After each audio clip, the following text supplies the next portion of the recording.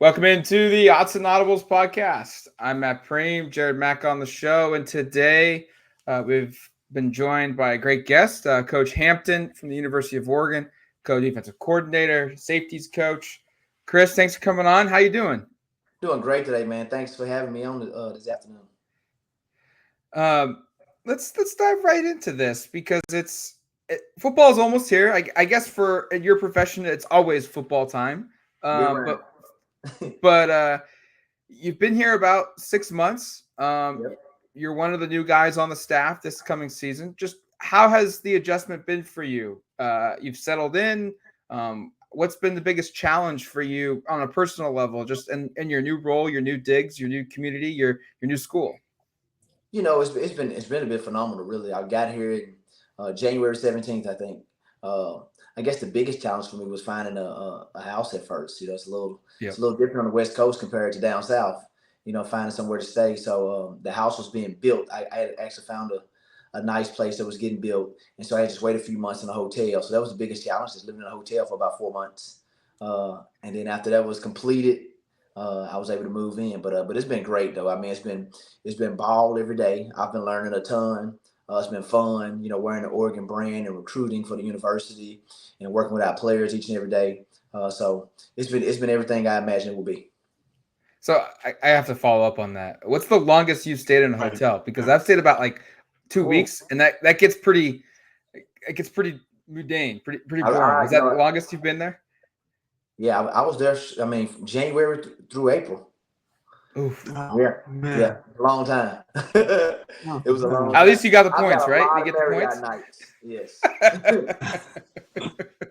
What was Chris? Thanks for coming on the show. I got to follow up as well because this is too good of an opportunity. What was the worst part about living in a hotel for 4 months, 5 months?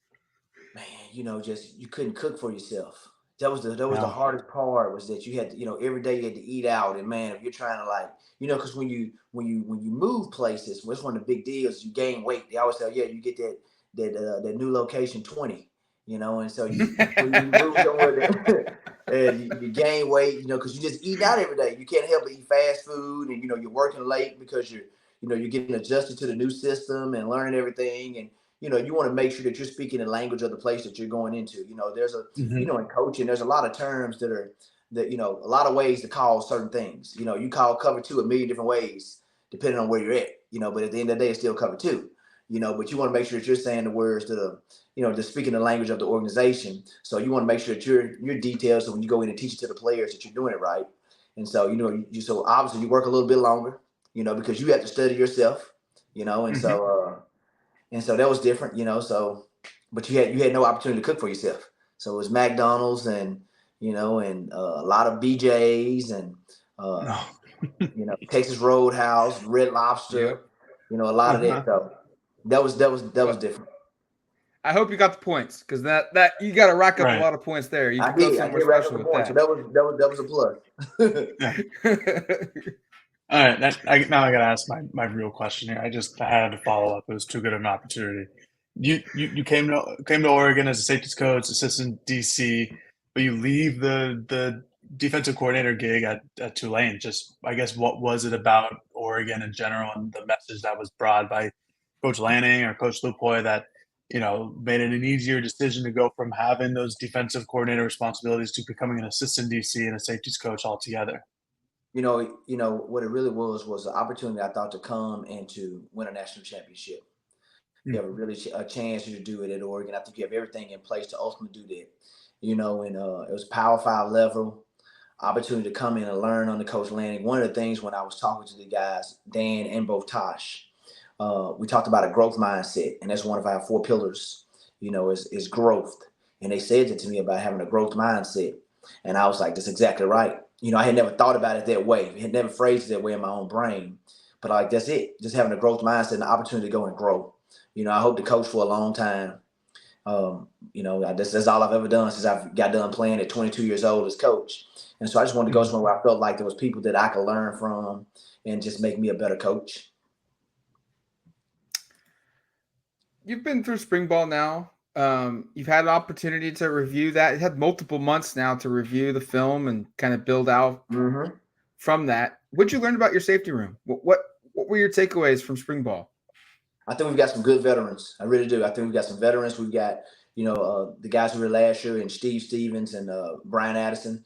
And then you add two guys like a Tysheem Johnson who comes in and Evan Williams, who's played a lot of football at other places. So I think that's good. And I think we have a good group of youth. We got like Kamari Terrell. It was great that we had Tyler Turner and Cody DeCamera were both able to go through spring ball. And then, you got Damon David that was able to sit in, but was coming off injury, but he was able to sit in all the meetings. So I think we've got a good group of, in the spring, I thought we had a good group of veterans, and then we had a good group of talented young guys that just got to learn what to do. Chris, I think we only got to talk to you once during spring ball, and there's a lot of fans or followers of the Ducks who may not necessarily know your type of coaching, and they know the names from the safety room because you guys bring a lot of guys from last season back. But what do you think that you add yourself personally as a safeties coach to the room, to the players, and how do you think you're going to coach them differently than it has been in years past? I hope I just add a little bit of experience. I've been coaching DBs, all of my life, really. I played safety. I've been coaching safeties or, in the secondary my entire career. So hopefully I just add a little bit of expertise, a little bit of, can make them better, some things that maybe I see differently. And so, just try to, tweak their skill set, and also I think a lot of it is just making them feel comfortable and believing in themselves a little bit more, because sometimes you're going to make mistakes, and that's part of coaching is the mental aspect. It's just how can I make these guys, be the best version of themselves each and every day. So that's my goal each and every day is tap into them mentally, not just always football wise, but how they doing socially, academically, how's their family doing, just having that relationship with them off the field, and then you'll get the results on the field.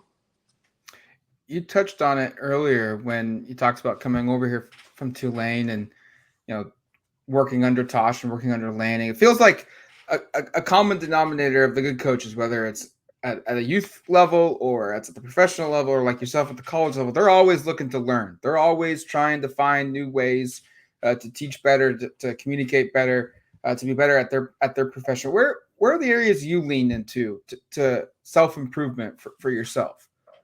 Man, just in all aspects. Just how does the entire organization run? That's one of the things that I've really taken from here is just how detailed each and every part of the organization is, how detailed we are in recruiting, just the day-to-day operations. There's not a wasted moment in the building. There's not a lot of downtime or guys just, hanging in your office, just playing around and stuff like that. It's all business, which I really appreciate. And I've just learned a lot from it. Just time management. I think it's one of the biggest things that I've learned here is how can you maximize your time and how can you do things better? We're always trying to strive to do things better. Like there's, something may be great, but how can we make it better? And that's just something that I really take from here is just how can you always have a growth mindset and how can we make things better? Like it may be good, but how can we just continue to make it better and not stay stagnant? You've name dropped Evan Williams and Tysheem Johnson, two guys who transferred into Oregon, who just got here during spring ball like yourself. Just what was it like to coach them? And then just kind of give us like a quick little evaluation of some of the strengths, what you want to see them continue to improve upon heading into fall camp. They were great to coach. They were a joy to coach. I mean, I'm glad that you get them. Sometimes when you get guys that transfer, you don't know exactly what you're getting. You just you don't know sometimes. But these guys have been like, they're all ball. I mean, I love them both. I mean, they're both tremendous football players. I think they're really going to help us out. They're ate up with the game. I think they've got high football IQs. They're tough. They can cover. They can run. I think they've got, really good potential this season. It's my job to try to get the best out of both of them this year. And I'm looking forward to coaching both of them. But I think they're really, they can be really good players for us here this season. I know you can't speak to the names and discussions of recruiting, but your position group has done pretty well this cycle on the recruiting trail. Can you just take us in to your evaluation process for players that you're targeting for safety? What are the dynamics that you're looking for to fit your role at Oregon? There's always a size and speed combination that you're looking for, guys that are big and that can run. That's kind of the name of the game, big guys and guys that can run. So I think that's kind of what we started at. But we went through and the guys had already did a phenomenal job of like identifying the top safeties in the country. And that's what we went after of. When I got here, they had me evaluate the guys and say, here's your pool of 30 guys. These are the top 30. It was something like that, 30 safeties in the country. check them out, rank them. We did that, and then we just put a plan to action as to how we're going to recruit them. And it's really a team recruiting effort here at Oregon. I mean, we've got guys off the field. Head coach is very involved. Tosh is very involved. Everybody on defense, people coaching on offense. I mean, everybody's involved. Support staff. And so we just went to work on, how can we get these guys? How can we make these guys feel, appreciated, and just identify the ones that we really wanted. And so far, it's been going pretty good. It's not over till it's over. So these guys sign in December, so you've got to continue to go.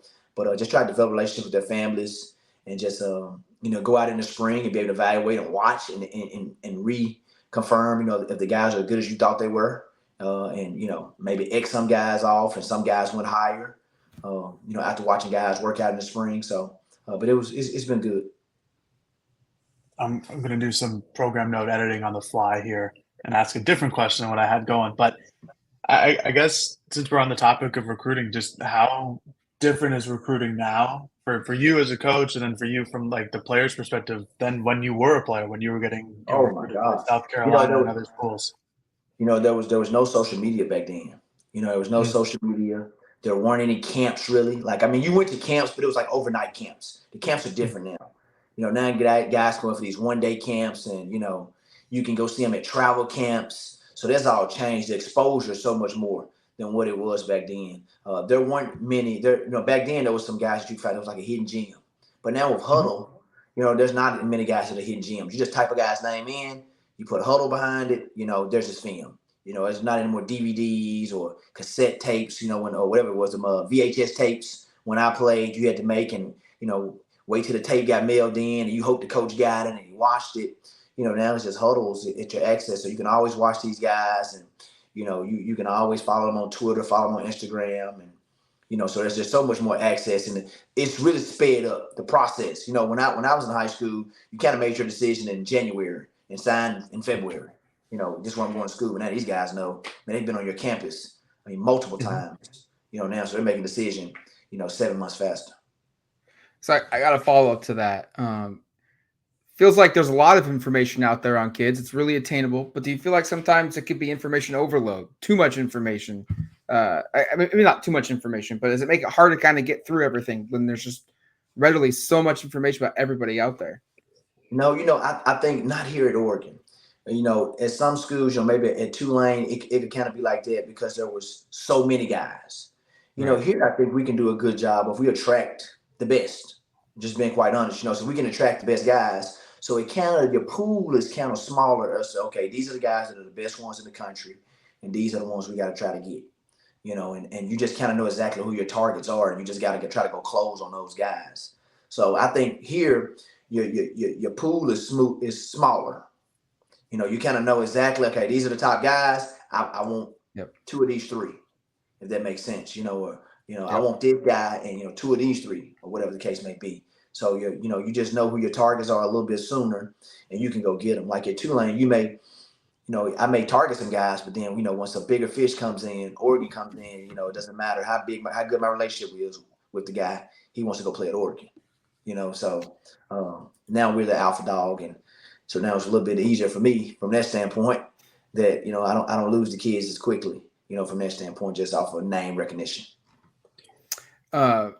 Earlier on this summer, we had Tyler Dean, director of scouting for Oregon. If you're unfamiliar who that is, he was on the show.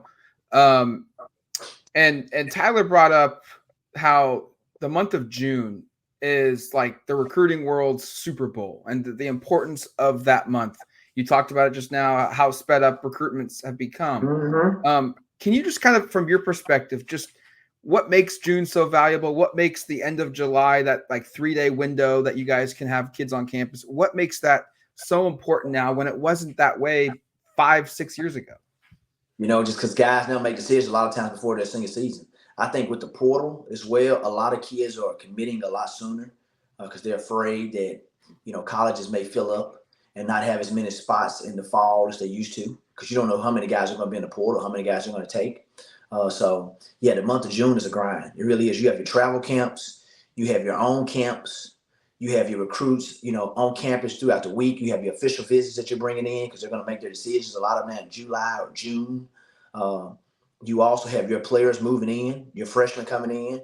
You're able to, to work out with your players some, during the month of June. So it's a nonstop 7-day-a-week grind during the month of June for sure. And it's critical. And then you have those few days in July, just to let, they give the coach the vacation time, which I think we all enjoy.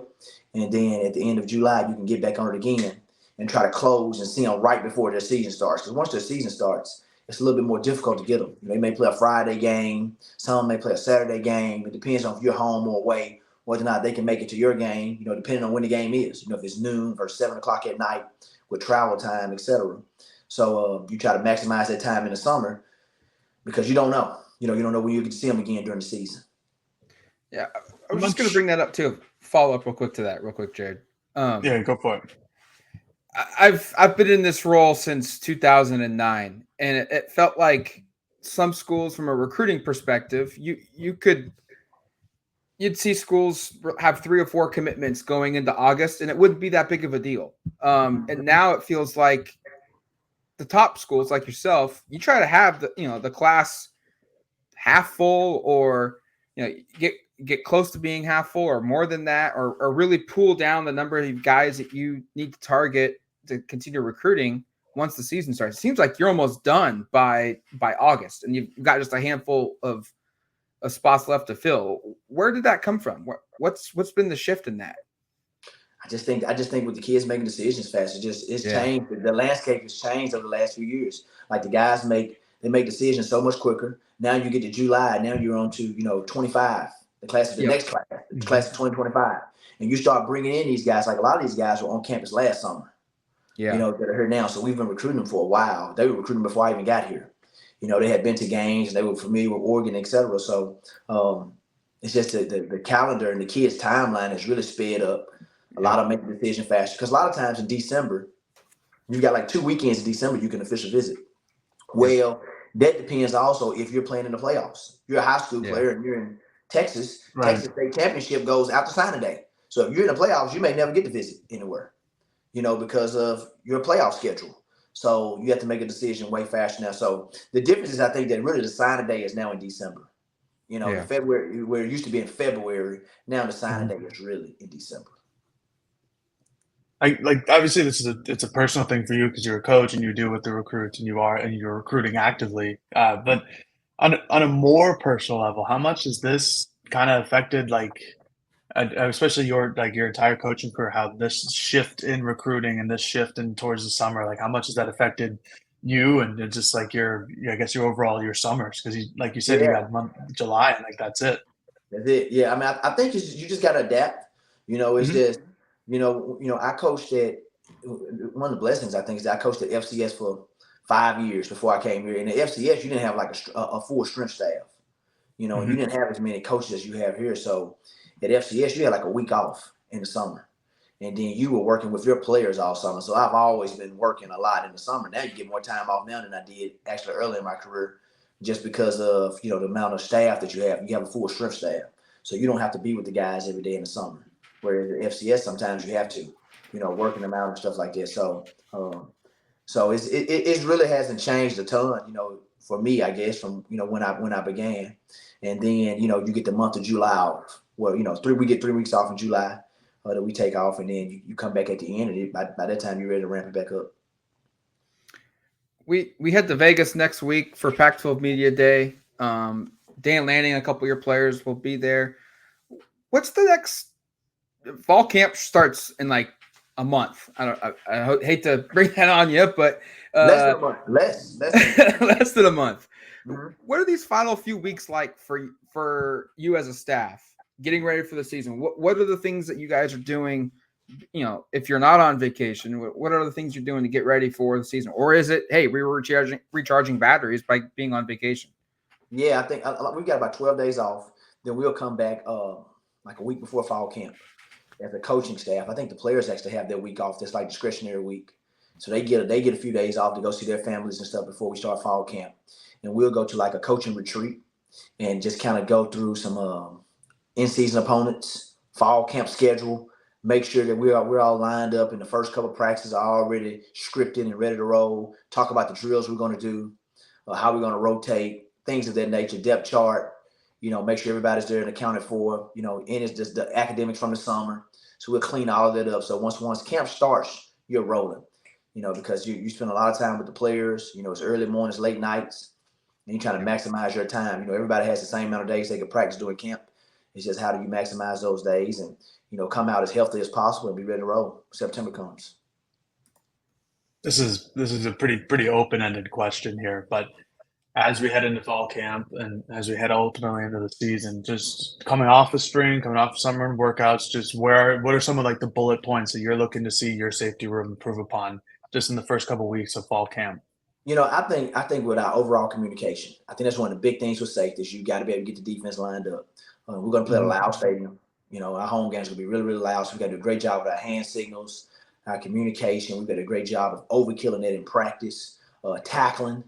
I think we're the last line of defense, so we got to be great tacklers, and then just judging the deep ball. I think we can continue to improve on that and not allowing, explosive plays to happen. And I think a lot of that would happen also with me being a better coach. I've challenged myself throughout the summer to just read, to install myself, continue to learn myself so I can, verbalize it quicker, more confidently than maybe I did in the spring. Like I said, there's some things we may call it, blue, and we called it cover 8.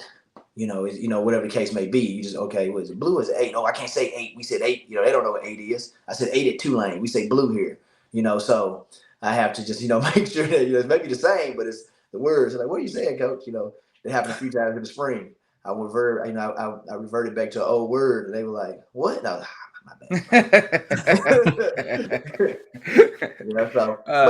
But I think I think that'll come with a lot of reps in fall. In fall, everything, those mental errors, time's ticking out. You got to get those right.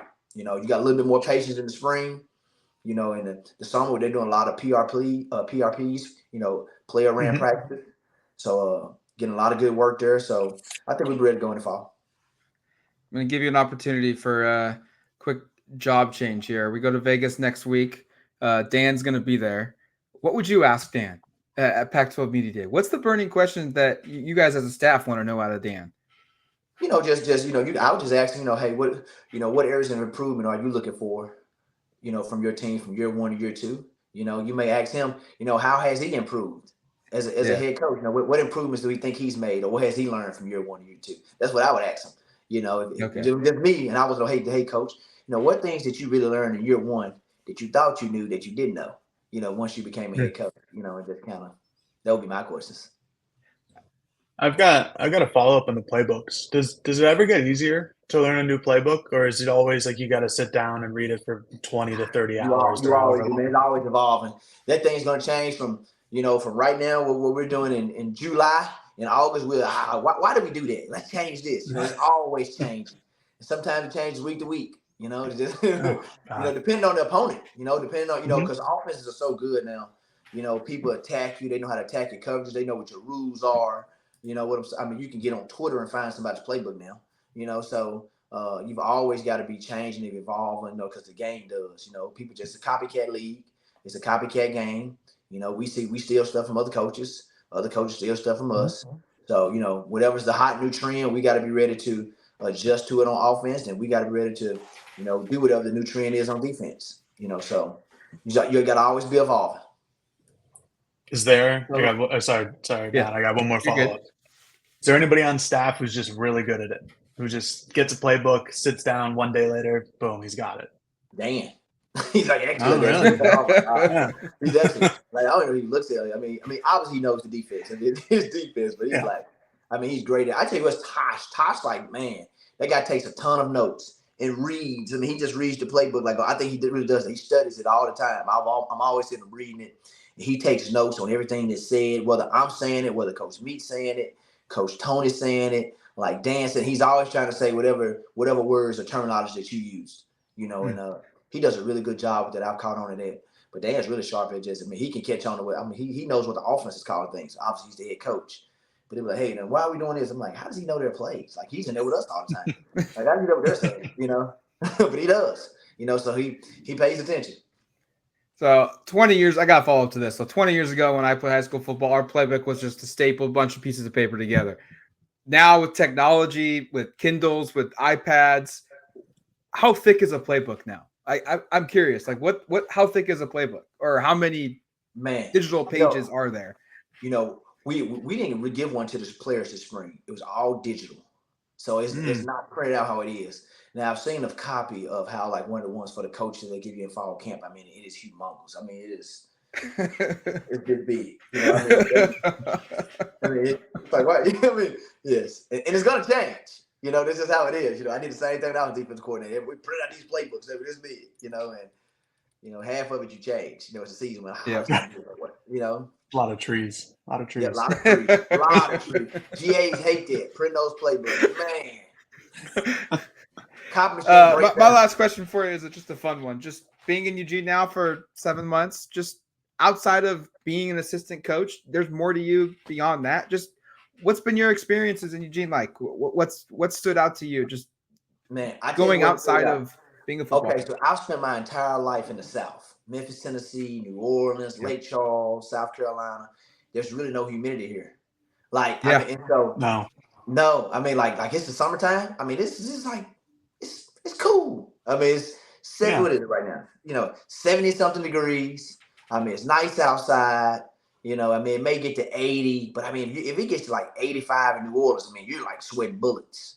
I mean, but it's not that way here, and I mean, it's beautiful. I mean, it's great right in the summer. It's like, man, that's like been the biggest thing is that there's been no humidity, and all I knew was humidity. It's like, that's been the difference. That's been the biggest difference. Your nights are a lot more comfortable. It's so cold down. Oh man, no doubt. The nights, in the South, even at nighttime, it's just still hot. It's dark, but you're still sweating.